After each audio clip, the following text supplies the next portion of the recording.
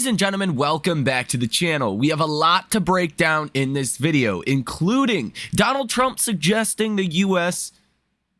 patience is wearing thin and that the U.S. may get involved in the Iranian conflict soon. This is one reason why you could say markets are down today, especially your risk on assets. But I actually don't think that is what is moving markets lower and risk on assets.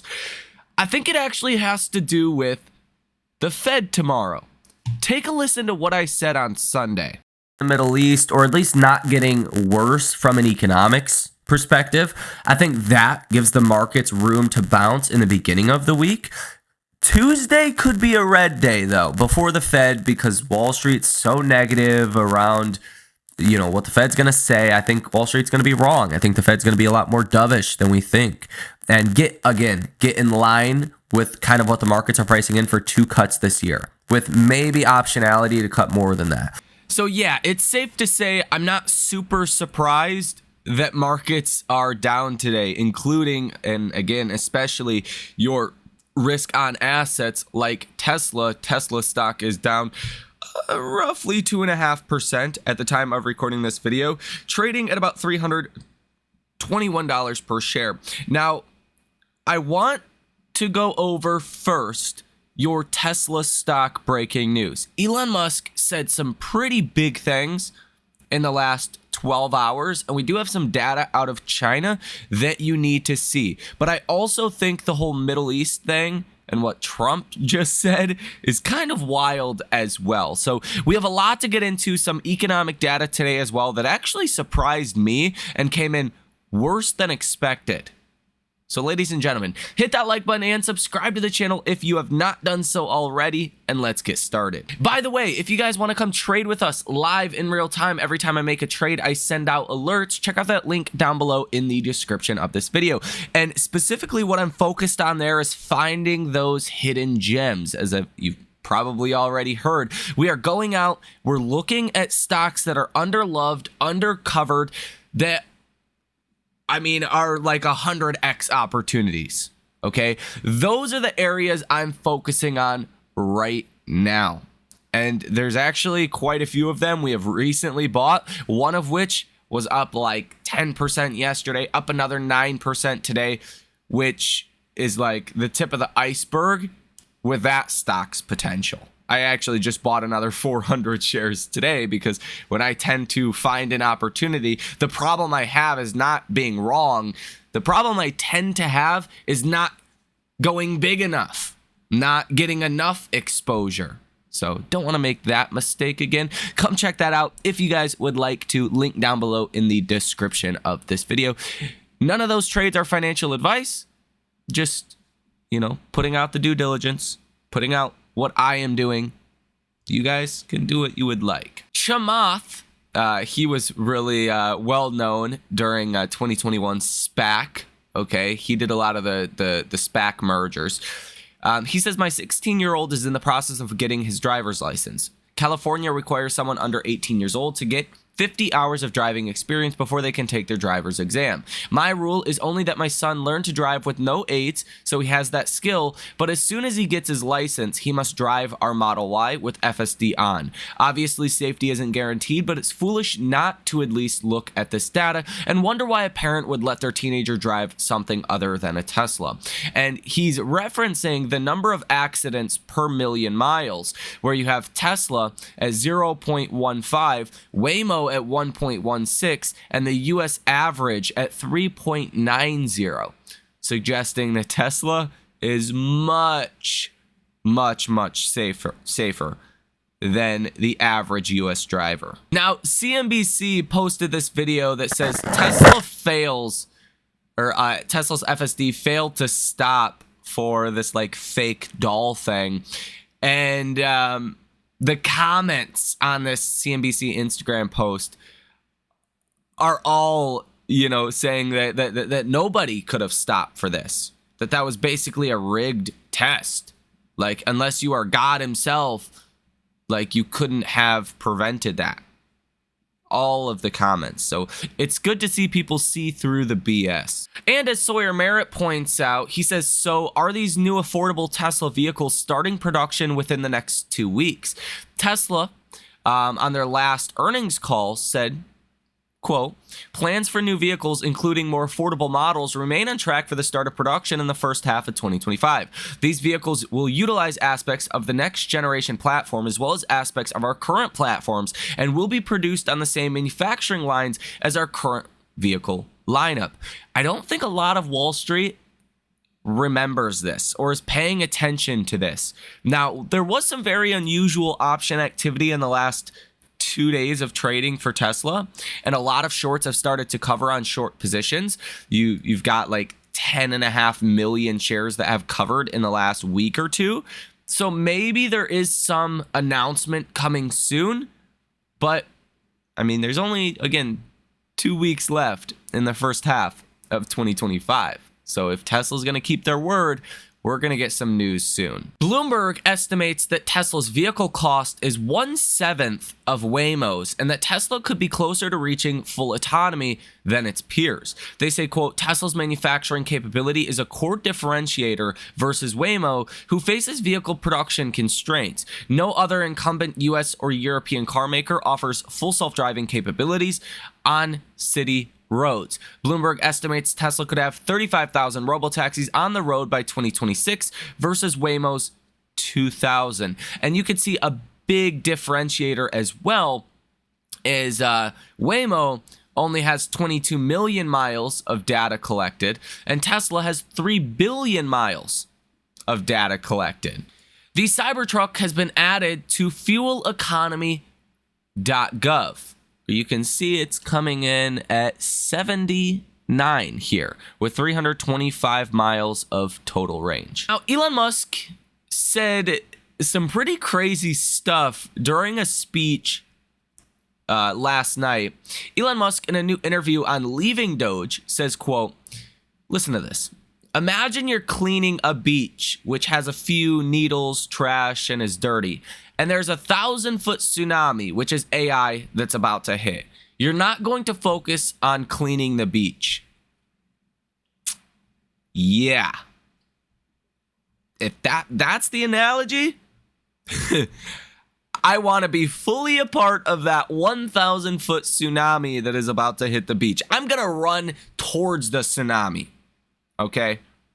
I will not get left behind in the AI revolution. And the fact of the matter is, a lot of Wall Street is going to get left behind. They're going to be the ones that are chasing the investments that we are making right now.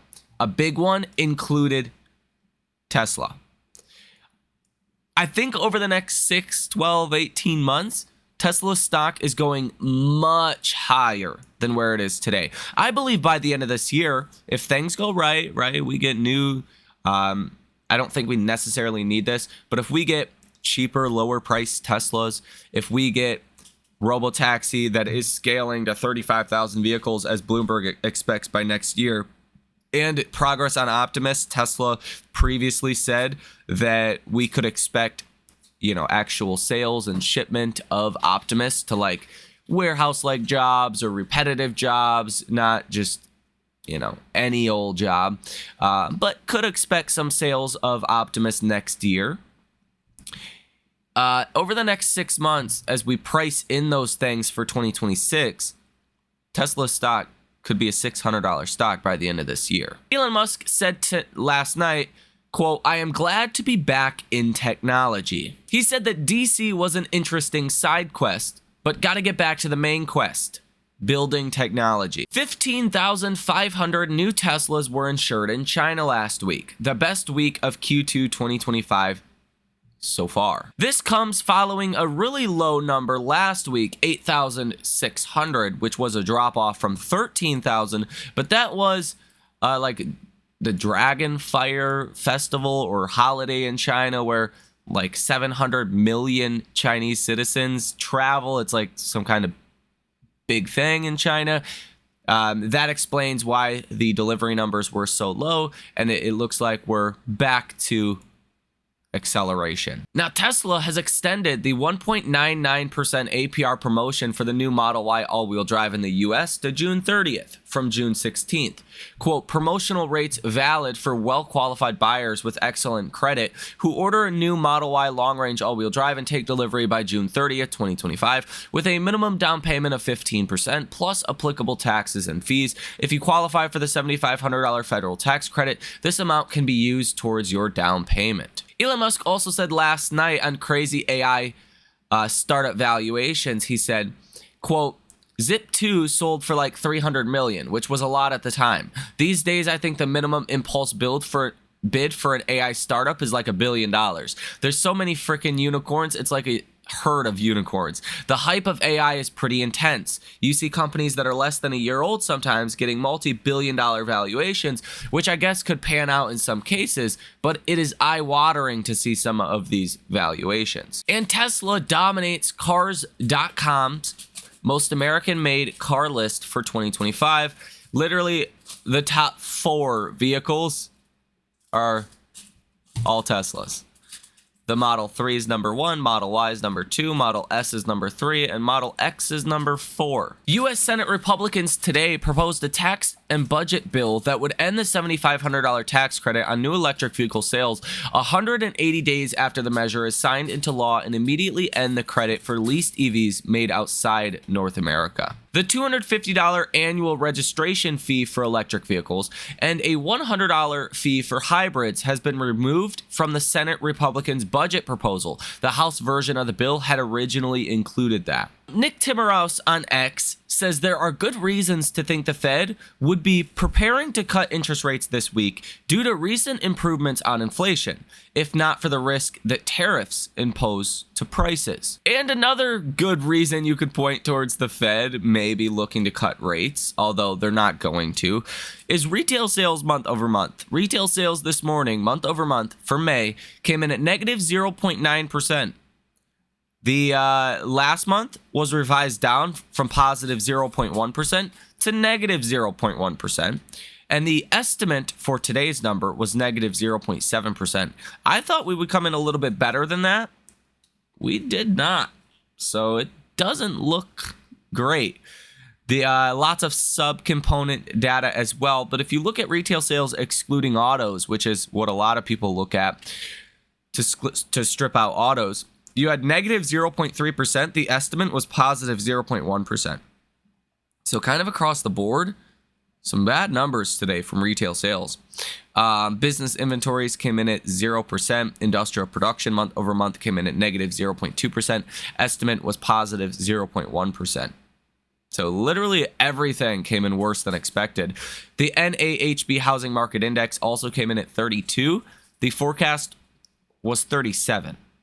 So just, yeah, not a great day today for economic data, which again, suggests the Fed should be cutting rates right now. But if we look at what the futures market is pricing for tomorrow, there's a 97.9% chance of no cut. There's a 2.1% chance of a cut. Historically, the Fed does what the markets price in. So the Fed's not going to be cutting rates tomorrow. We'll talk about this a little bit more in the next video, but there is 0 chance of a rate cut tomorrow. Even for July 30th, there's an 85.5% chance of no cut and a 14.4% chance of a cut. This is where I think some of the bullishness could come tomorrow. Instead of the first cut or the next cut being priced in for September, we may price that in for July. Okay, these odds being at 85.5% for no cut, for a pause in July, could fall dramatically tomorrow. EU's Foreign Minister Kallas says we cannot be lenient when Iran accelerates its nuclear program. EU's Foreign Minister Kallas says U.S. involvement in Iran's situation risks a broader conflict. Israeli military official says Israel struck dozens of targets tied to Iran's nuclear and ballistic missile program overnight. And the Israeli military official says Iranian military leadership is on the run. He also says we do not want to cause any nuclear disasters with our strikes on Iran. And China's president urges avoiding further escalation of Mid-East tension. Israel's defense minister says that Israel is not in talks with Iran, and Israel will attack significant targets in Tehran today. China's President Xi says there are no winners in tariff wars and trade wars. Israeli defense minister says Iran's nuclear facility in Fordow is an issue that of course will be addressed. The IAEA has identified additional elements that indicate direct impacts on the underground enrichment hulls at Natanz. They say there are no changes to report at Esfahan and Fordow. Donald Trump says that he has not reached out to Iran for peace talks, and he says he is not too much in the mood to negotiate with Iran. German Chancellor tells broadcaster ARD, expect a deal with the U.S. in tariff dispute before summer's end. Germany's chancellor says if Iran does not back down, then complete destruction of the Iranian nuclear program is on the agenda, which Israel cannot achieve alone. That is because Israel does not have those bunker buster bombs, the bombs that, we were using to try to take out bin Laden back in the day, like that can penetrate in mountains and break down caves, and those are the weapons that would need to be used to take out some of those nuclear enrichment facilities. UK's Prime Minister Starmer says, I have no doubt that Trump will stay out of the Iran-Israel conflict. But Donald Trump says on Truth Social, we now have complete and total control over the skies over Iran. Iran had a good sky trackers and other defensive equipment, and plenty of it, but it doesn't compare to American-made, conceived and manufactured, quote, stuff. Nobody does it better than the good old USA. U.S. Vice President J.D. Vance says Trump may take further action against the Iran nuclear program. The Israeli Minister of Strategic Affairs says the mission in Iran is nearly complete. And Israeli media says the army will complete the mission in Iran within 2 weeks at most. And U.S. Treasury Secretary Bessent is serving as Trump's stand-in at the G7 after Trump's exit. And 4 U.S. military aircrafts have been spotted over the eastern Mediterranean amid rising Israel-Iran tensions. All are aerial refueling planes, probably supporting long-range strikes or surveillance missions in the region. And U.S. military is moving fighter jets to the Middle East amid extending deployments of warplanes to bolster defenses amid Israel-Iran conflict, a U.S. official tells Reuters. And apparently Israel has launched a cyber war against Iran's digital infrastructure. Donald Trump also posted on Truth Social, quote, we know exactly where the so-called supreme leader is hiding. He is an easy target, but is safe there. We are not going to take him out, kill, at least not for now. But we don't want missiles shot at civilians or American soldiers. Our patience is wearing thin. Thank you for your attention to this matter. And then Donald Trump posted on Truth Social, unconditional surrender, at 10:22 in the morning today. And on a completely different note, the Supreme Court asked to hear a challenge to Trump's global tariffs. The Pentagon is playing its role in providing options if diplomacy with Iran fails. And B-52 bombers are currently stationed on Diego Garcia Island in the Indian Ocean, informed sources at the Pentagon tell Al Jazeera. Which, as you can see here, that is this little remote island here. Okay? Way the hell down here. Like right here, in the middle of literally nowhere. But, I mean, suggestive by the U.S. military could be used to reach Iran. Germany's chancellor says the U.S. will decide today whether to join the Iran conflict. So, like, by 7, 8 o'clock tonight, you could be getting some action. And Trump's national security team will meet at 1 p.m. today. U.S. officials say that Trump is seriously considering a strike on Iran. And it says here, Trump is seriously considering joining the war on Iran and launching a strike against its nuclear facilities. And that is obviously something the markets don't like to hear. But guys, it doesn't matter from a financial perspective. Wall Street could care less if America joined the conflict. Just what does that do to energy prices? Okay. Iran, not a huge producer of oil. They produce less than 2% of the world's supply. And obviously, if that were to be shut down, that's not like positive. But 2% of the world's supply, not terrible. The Strait of Hormuz controls 20-30% of the world's oil supply that flows through it. That is the bigger issue. Now, I don't think Iran's in a position where they can cut that off. If they tried to, I mean, that would just be disastrous for their regime, furthermore than just nuclear facilities. So, logically speaking, I don't think this is really an event for markets. I think partially markets are selling off today because of fear of the Middle East conflict.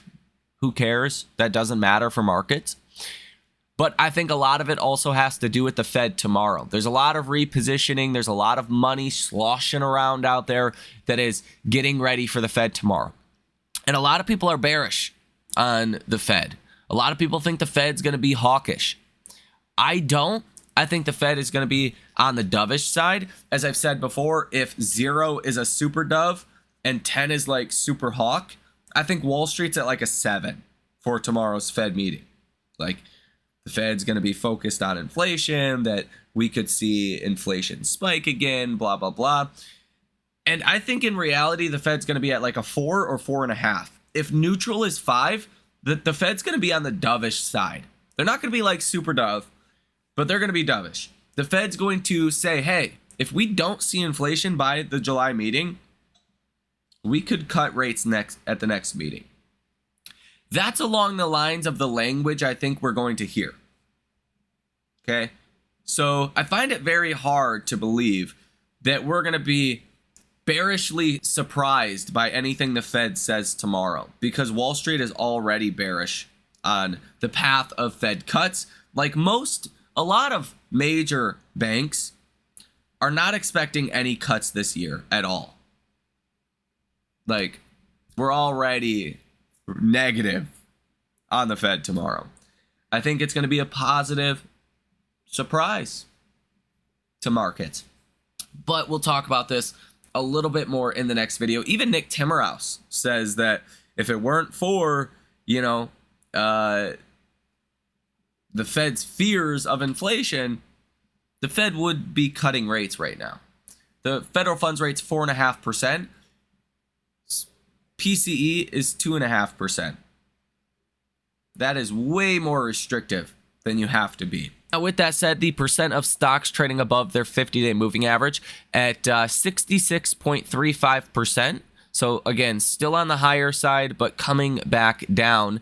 The CNN Fear and Greed Index today coming in at 58, which is almost back in neutral territory. Technically still in greed, but almost in neutral.